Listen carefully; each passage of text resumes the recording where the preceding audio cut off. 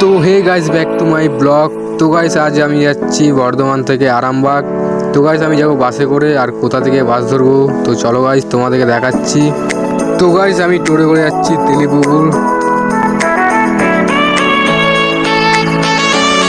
তো তেলিপুকুরে যারা হয়তো সবাই চেনো, আর এটা হচ্ছে বর্ধমান থেকে আরামবাগ যাওয়ার বাস। তো গাইস, এই বাসে করে আমি যাবো আরামবাগ।